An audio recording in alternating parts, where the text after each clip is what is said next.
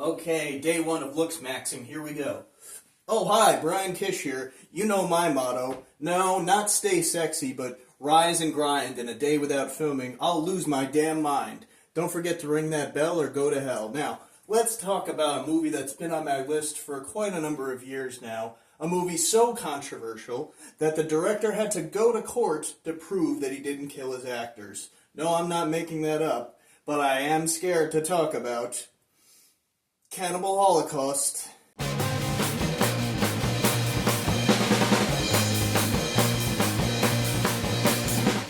Well, Cannibal Holocaust from 1980 is a classic Italo horror film from director Ruggero Deodato, and it's one of the most prominent entries in the found footage genre. Our story concerns a group of American documentary filmmakers who head to the Amazon to collect footage to then be shown on broadcast TV. However, the group all go missing. Oh no! So an NYU professor has to go there and look for them, and the recovered footage from this lost group takes up a good chunk of the second half of the film. Now, I think this was a smart move because you don't get caught up in all this annoying shaky cam for 90 minutes or so, and you also don't have that resounding question of why are they still filming? The film attempts to skewer, it's funny if you know the scene, Western values such as colonization and fetishization of other cultures, or even more so, the willingness to degrade and sensationalize other cultures in an effort to rile people up, but most people watching this movie probably just want to see blood and boobas. And so the central question I'm left with this film is just how self-aware is it?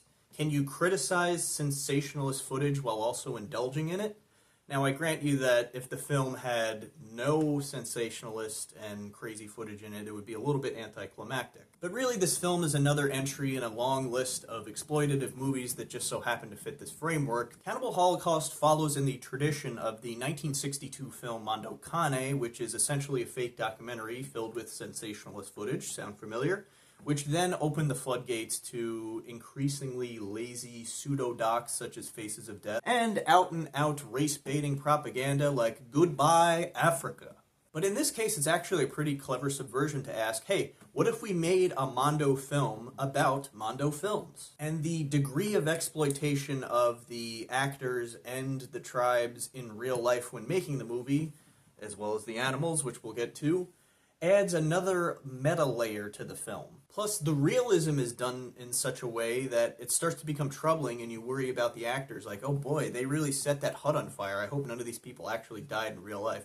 That is, if you didn't see some of the extras were actually smiling. Now, starting with what I like, this film looks pretty good as far as these cannibal movies go. It doesn't look like it was shot over the course of a weekend behind the dairy barn off Route 201. And the theme song is legitimately incredible. It might be my favorite part of the movie. But it's such a pretty piece of music and so innocuous that you could just throw it on and grandma will go, oh, I remember the days when I used to slow dance to this song with your grandfather, and then he would take me behind the dairy barn off Route 201. I really respect the commitment to the bit. The director asked that the actors remain out of the public eye for a year after the film was released so that people would start to wonder, did they kill those people in real life? I like the metafiction aspects and how the line between reality and fiction is blurred both in the film itself and the production surrounding the film. Indeed, the most interesting part of the movie is how amoral it tries to be. Even if this is by accident, it still makes it more interesting than your typical cannibal fare, like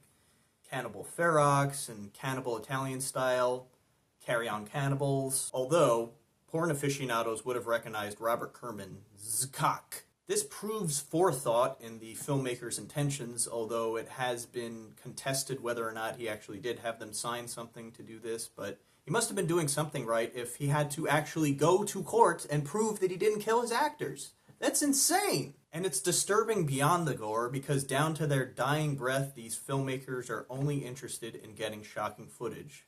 Whether it's the scene where one of them is about to deflower a native girl and the other one says, no, stop, we don't have enough footage to film this. Or the other scene where another native is impaled on a stake and one of the documentary filmmakers is just admiring it and smiling and one of them has to go, hey, you're on camera, stop smiling. And so this lack of humanity on the part of the Westerners really is the most disturbing aspect of the film. Well, that and the animal killings. Let's get into what I didn't like about the movie. There's no getting around it. There's numerous gratuitous on-screen real animal killings, and any way you slice it, it's horrible, it's inexcusable, and I hate it. It's this fact alone that typically prevents me from recommending this movie to anybody who doesn't already know the deal. And I specifically avoided this film for a while when I was really in my phase of watching every disturbing movie I could. The DVD offers an animal cruelty version with all those sections edited out.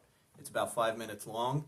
And there's also a text scroll at the beginning that says, "We recognize that this was from a different time, but we certainly don't condone the actions of the filmmakers, yada, yada, yada." And if this is a disqualifier from you wanting to watch this movie or take this seriously as a movie, I totally get it. And then, of course, there's the treatment of the actors. It doesn't help with the film's moral stance if the actors were taken advantage of, especially the natives who were barely compensated, if compensated at all. It's pretty safe to say this was a non-union set. Now, one thing Cannibal Holocaust doesn't really have control over, but it did inspire, was less and less talented filmmakers to lower the bar, such as one of my least favorite filmmakers of all time, Eli Roth. One little tidbit that I did find kind of interesting is that there's actually two versions of this film. There's the widely distributed version, and then there's a Turkish version. In the Turkish version, everything is the same, except they refilmed the sex scenes, and all the characters had to have pants on. So if I'm following this correctly, sexual assault, okay. Real-life animal killing, okay. But no sex, please. We're Turkish. So all in all, this film is very ugly. It's trying to get under your skin. It's trying to outrage people. It's undeniably one of the most controversial films ever made. It's still disturbing and very tough to watch. And so with an enormous amount of baggage attached to this, I will still say this is still kind of one of my favorite movies, I think. But also, don't watch it. Anyway, to make us all feel better, here's a little bit of footage of my cat. Oh, look at the kitty. Look at it. Look at it. Okay, everyone, stay sexy. I gotta go feed the other cat.